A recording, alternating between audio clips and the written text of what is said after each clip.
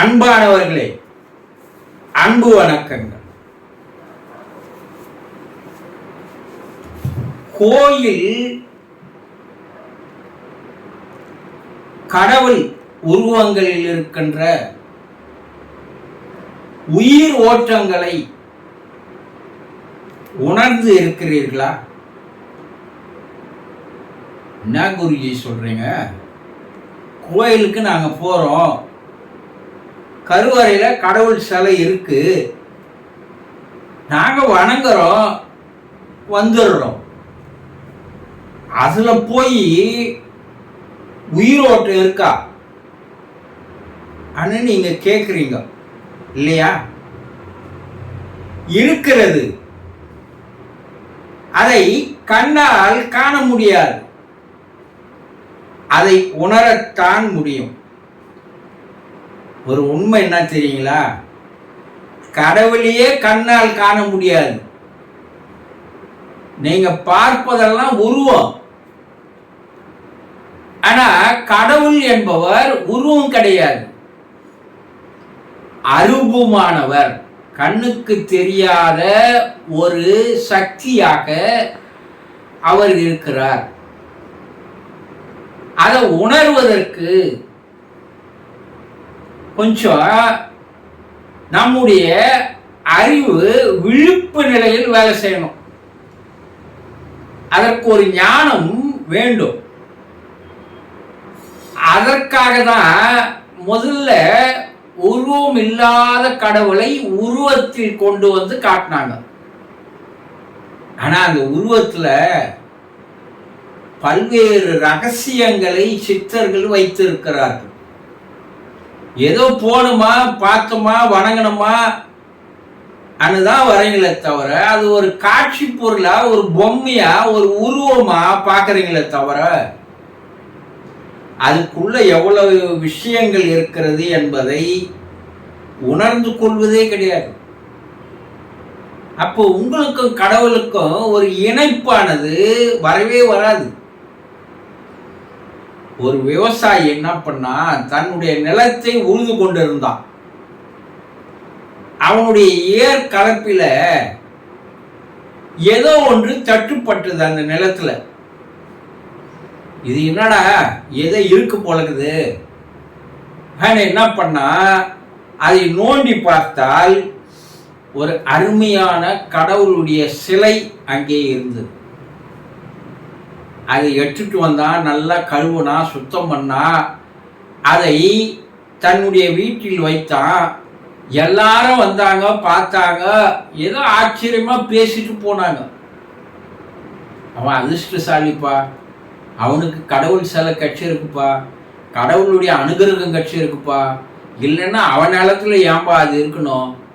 ஒவ்வொருத்தரும் ஒவ்வொன்றும் பேச ஆரம்பிச்சாங்க.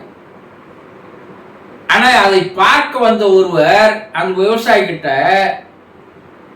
எனக்கு அதை விலைக்கு தருகிறீர்களா என்று கேட்டார். இவன் என்ன நினைச்சான், என்னப்பா கல்லு, இது கல்லுல செய்து சிலை, அதுக்கு போய் விலை கூட்டு கேட்கறானே இவன் நினைச்சிட்டு ஒரு பெரிய அமௌண்டா சொன்னான். வந்தவர் அந்த அமௌண்ட்டை கொடுத்துட்டு அந்த சிலையை அவர் எடுத்து சென்று விட்டார். இவனுக்கு பணம் கிடைச்சது, அதுதான் அவனுக்கு சந்தோஷம். ஆனா வாங்கினவருக்கு அந்த உருவத்தில் இருக்கின்ற அந்த தெய்வீக அம்சமானது, அந்த உயிர் ஓட்டமானது, அந்த ஆன்மாவின் அதிர்வானது அவர் உணர்ந்து கொண்டார். உணர்ந்து கொண்டதால் அதை அவர் என்ன பண்ணாரு, ஒரு தெய்வ அம்சத்தோடு தான் அதை பார்த்தார். இவன் அதை உருவமா பார்த்தான், ஒரு கல்லா பார்த்தான். ஆனா அவர் அதில் இருக்கின்ற உயிர் ஓட்டத்தை பார்த்தார். இப்போ இதுல யார் உயர்ந்தவர்கள்? உயிர் ஓட்டத்தை, ஆன்மாவுடைய அதிர்வை யார் உணர்ந்தாரோ, அறிந்தாரோ அவரே உயர்ந்தவர். அவர்கிட்ட கடவுள் நெருக்கமாக ஒரு நண்பனாக, ஒரு தோழனாக, ஒரு வழிகாட்டியாக, ஒரு ஆசானாக, அவரை உயர்த்தி விடுவராக இருப்பார். இந்த விவசாயிக்கு அந்த பணம் என்ன ஆகும்? என்னைக்கு இருந்தாலும் காலி ஆகிடும். அப்ப அவன் கடவுளுடைய உயிரோட்டத்தை அவன் கவனிக்கல. அவன் அது ஒரு கல்லா பார்த்தான். இதை ஏன் குருஜி எங்களுக்கு இந்த கதையை சொல்றீங்கன்னு நீங்க கேட்கலாம். நீங்கள் எல்லோரும் அங்க என்ன போய் பார்க்குறீங்க? ஒரு கல்லாக தான் பார்க்குறீங்க. அதை ஒரு உருவமா பார்க்குறீங்க, வணங்கக்கூடிய ஒரு பொருளா பார்க்குறீங்க. இப்படி பார்க்கின்ற உங்களால் அந்த கல்லில் இருக்கின்ற உயிரோட்டத்தையோ ஆன்மாவினுடைய அதிர்வையோ உங்களால் உணரவே முடியாது, அறியவே முடியாது. ஏன்னா அந்த கல்லுக்குள்ள பல்வேறு ரகசியங்களை சித்தர்கள் வைத்திருக்கிறார்கள். இந்த ஒரு பழைய பாடல் ஒண்ணு இருக்கு. மரத்தை மறைத்தது மாமர யானை, மரத்துள் மறைந்தது மாமர யானை. என்ன இது ஒன்றும் புரிய மாட்டேங்குதுன்னு நீங்க நினைக்கலாம். ஒரு யானையினுடைய பொம்மையை ரொம்ப அழகா செய்திருந்தான் ஒரு தச்சன். மிக அருமையா இருந்தது அந்த பொம்மை. ஆனா அந்த பொம்மையை பார்க்கிறவன் அதனுடைய அழகையும் அதனுடைய கை வேலைப்பாடையும் அதனுடைய நுட்பத்தையும் கவனிக்கும் போது அது எந்த மரத்தால் செய்திருக்கிறது என்பதை அவன் மறந்து போய் விடுவான். ஆனா மரத்தை பார்த்தான்னா அந்த மரத்துக்குள்ள இருக்கிற யானையினுடைய உருவம் மறைந்து போகும். இது எந்த மரத்துல செய்திருப்பான்? இது சந்தன மரத்தில் செய்திருப்பானா, தேக்கு மரத்தில் செய்திருப்பானா, ரெட் சாண்டில்ல செய்திருப்பானா? இப்படி ஒரு கண்ணோட்டத்தோடு பார்க்கும்போது உனக்கு மரம் தான் தெரியுமே தவிர அந்த மரத்தில் இருக்கின்ற யானையினுடைய உயிரோட்டம் தெரியாது போயிடும். நீங்க எல்லாமே மரத்தை பார்க்குறீங்க, மரத்துக்குள்ள இருக்கிற உயிரோட்டத்தை நீங்க பார்க்கறது இல்லை.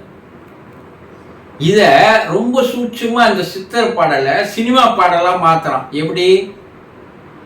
கடவுளை கண்டால் கல்ல காணும், கல்ல கண்டா கடவுளை காணும். நீ கல்லான சிலையை மட்டுமே பார்த்தோமையானால் அதற்குள் இருக்கின்ற கடவுள் தன்மையானது, உயிரோட்டமானது, அதிர்வானது உனக்கு தெரியாது. ஆனா நீ அந்த அதிர்வோட்டத்தை உணர ஆரம்பித்தால் உனக்கு கல்லு தெரியாது. கடவுளுடைய அதிர்வு அலைகளானது, ஃப்ரீக்குவன்சியானது உன்னை வந்து சேர்ந்து உன்னோடு ஒரு மன அமைதியை ஏற்படுத்துகின்ற ஒரு சூட்சுமான வேலையை அந்த சிலைகளில் இருக்கின்ற அதிர்வுகளானது, மின்னோட்டமானது, உயிரோட்டமானது, ஆன்மாவின் அதிர்வானது செய்கிறது.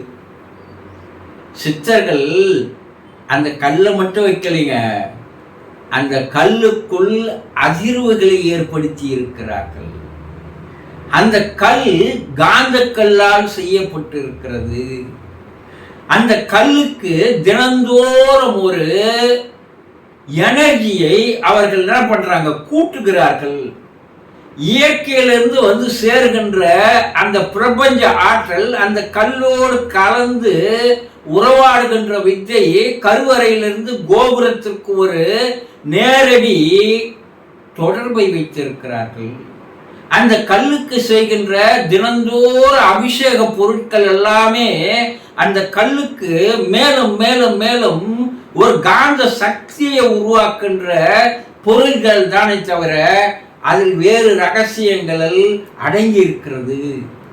அது எந்த கோயில்களில் கிடைக்கும்னா அந்த கல் சரியான காந்த கல்லா இருக்கணும். அந்த கல்லுக்கு கீழே வைத்திருக்கிற அந்த மின்சாரத்தை இழுத்து பிரபு அதை எதிரொலிக்க செய்கின்ற இந்த உள்ளே இருக்கின்ற பொருட்கள் சரியாக இருக்க வேண்டும். அந்த கல்லுக்கு உருவ சிலைக்கு தினந்தோறும் அபிஷேகங்கள் செய்கின்ற ஒரு நல்ல கோயிலாக இருக்க வேண்டும். அந்த கருவறையை மிக சுத்தமாக வைத்துக் கொள்கின்ற தன்மை கொண்ட அர்ச்சகர்கள் இருக்க வேண்டும். இதெல்லாம் இந்த காலத்தில் இருக்குதா? அங்கதான் ஒரு சந்தேகக்குரிய ஒத்து. அர்ச்சகர் சுத்தம் இல்லாத இருக்கிறான், அர்ச்சகர் உங்களுக்கு சொல்லுகின்ற மந்திரங்கள் புரியாத வகையில் இருக்கு. அந்த மந்திரங்களில் இருக்கின்ற சக்திகள் அந்த கல்லில் போய் மோதி அதை மேலும் சக்தி ஊட்டுகின்ற வேலையை மந்திரங்கள் செய்கிறது. அபிஷேக பொருட்கள் அந்த சிலைகளை மேலும் மேலும் ஒரு காந்த சக்தி கொண்ட சிலைகளாக மாற்றுகிறது. அந்த கருவறையில போய் நீ நிற்கும் போது உன்னுடைய மன ஃப்ரீக்குவன்சி தறிக்கட்டு ஓடுகின்ற கட்டுக்கடுங்காத நிலையில் இருக்கும்.